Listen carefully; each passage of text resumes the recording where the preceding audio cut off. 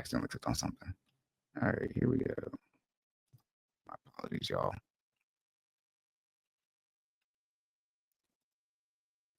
Okay, so Ron Rodell Molino, a Democratic strategist who has advised the pro-Biden super PAC Unite the Country, said that while the Harris campaign did not have the luxury of raising money early because of when it began, there should be some scrutiny of the spending. I think I wouldn't say that. I mean, the theory would have to be that she would have raised more money than Biden, or if she would have, been running longer as a presidential candidate, she would have had more money to raise. But from my understanding, all of, if not most of the money that Biden had, it just went to her. I mean, if you think she would have been able to raise more money than incumbent, I mean, hard sell on that. When you lose an election and there's that much money, there are definitely going to be arrows. Ask you, Jesus.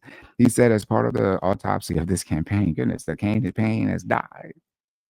An audit of all funding should be done so we understand what went right and what went wrong. Duh. When you lose, you question everything, but we shouldn't start with every dollar that was spent was stupid. It's not about every dollar spent was stupid. We just want to know where the money went. When I say we, as far as people who gave money to the campaign. He also said there should be similar audits of super PAC. There should be an audit of, because this is getting full blown trolling at this point. I feel like Department of Government Efficiency. This is the whole point of that department. In short, is to do an audit when this isn't taxpayer money, but when money is given to any type of government, political, official, or initiative, like there needs to be clear tracking of this money. I mean, it's that simple. It's taxpayer money when it comes to our taxes, and then when people are doing donations, at the end of the day, these are to public officials, so there needs to be as much public transparency as possible when it comes to it. While her campaign suffered a decisive defeat in every battleground state, the margins in each state were largely narrow, with the team crediting its fundraising prowess for keeping the race keeping the race tight. I thought also though that she didn't make any more progress than Biden. So they're saying they kept the race tight, but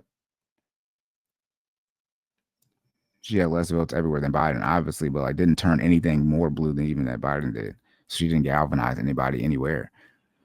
Then that was on CNN. I saw that because of Vice President Harris' unparalleled fundraising prowess, we were able to run an aggressive, all of the above strategy to reach voters, keeping the set of balanced states incredibly close. Stafford said, "I don't even know what that means. You lost. Like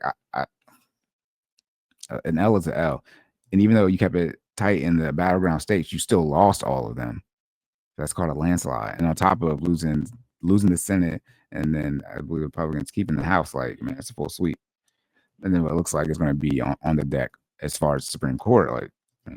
Come on now, admit defeat and start retooling. This is what I was talking about earlier when I was saying I think the Republicans, they essentially lucked out, but accepted that, okay, in 2016, we got to do some significant retooling. And then as President Trump was doing his presidency, 2016 to 2020, 2017, 2021, however you want to look at it, he still had a lot of support. It's like, okay, I mean, he's in the company, he's going to run again. And so we're going to have another 4 years to tool up. We've seen all those people that they had lined up over across these 4 years. They sort of ran it back with the primaries of the people that kind of went against Trump in 2016, but he didn't even participate in that. And they still saw okay, this is who the people want, that, the votes that we're trying to get.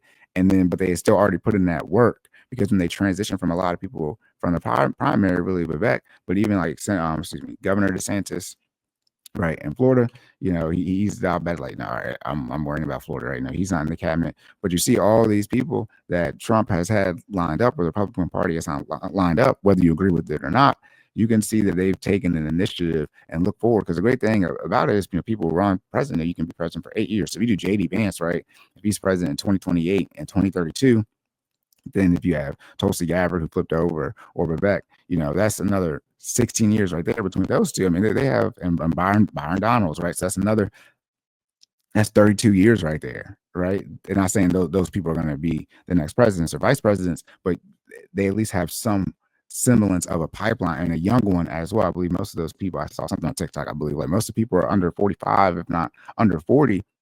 that Trump is putting in these cabinet high-level type positions. And that's what I'm talking about, just from a pipeline standpoint. Like, you have to have somebody. If you think about the most star-studded person for the Democrats under 40, right, it would be AOC.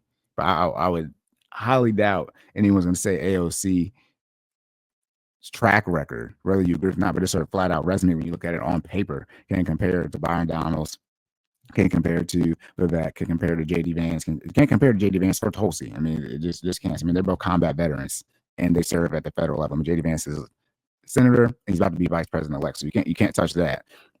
And then Tulsi, she was in Congress as well, and she's a combat veteran, and she's a woman. She's a minority woman too. So, like, I mean, a lot of the things that the Democrats kind of use, if you were to do something like a JD Vance, Tulsi Gabbard 2028 ticket, that's going to be a hard one. You have no say so when it comes to any type of prowess or military. You're going to have to get veterans yourself, combat veterans yourself. But you're dealing with two combat veterans and a woman and a woman's minority. There's a lot of things, but then you can't, use the Harris trick of saying, voting for a woman. You don't want to vote for a woman. And also too, though, a lot of people voted for a woman. More people voted for Hillary Clinton as far as popular vote than Donald Trump. So people have no issue voting for a woman.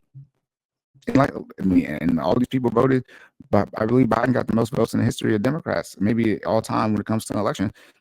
So even though Harris was the vice president, I mean, you're still voting for that person too. As we can see, the vice president, obviously can become president, but they'll just put that person in the position to be, as if they're the incumbent, as what they did with Harris for this last election. Democrats, including the campaign, says Harris was handed nearly impossible task with taking the helm of Democrats' ticket roughly 3 months before the election. Agreed.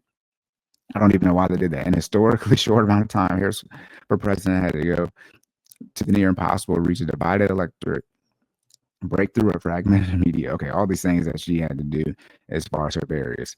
Fragmented media environment, introduce our candidates to the American. You didn't have to introduce her. She's already vice president. I know it's not the same as being president, but it's not like she just came out of nowhere. Especially undecided, lower information voters. A Harris campaign spokesperson said, "Is that what they call them? Low information voters and uneducated? Is that those words? Lower information voters, that needs to go away. There doesn't need to be another word. And uneducated Americans, that needs to go away as well. Those are bad ways to describe people votes that you need to become whatever position you're running for." The spokesperson, like that's just simple optics. The spokesperson added that the campaign had invested more and earlier than ever before in Latino media and outreach. Latinos went more for Trump than the blacks did. The black people did. Whatever. Harris's former communication director, Jamal Simmons, noted there were problems at the top of the ticket long before Harris became the nominee.